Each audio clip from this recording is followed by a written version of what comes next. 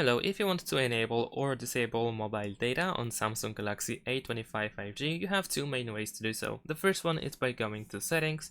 In the settings, you want to go to connections, then choose SIM manager, and then over here we have mobile data. You can tap on this option in order to turn it off, or you can choose the SIM card that you wish to use for mobile data. And of course, if you have only one SIM card installed, then you have only one option.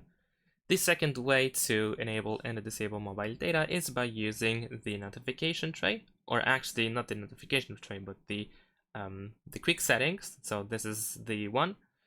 And over here you should have mobile data, at least by default. You can tap on this icon or button in order to turn mobile data on or off.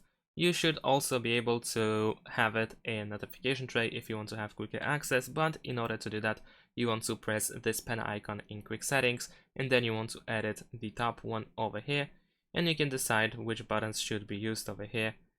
And in available buttons, you should be able to find mobile data. And that's about it. Thanks for watching, leave a like and subscribe to my channel, and see you in my next videos. Bye!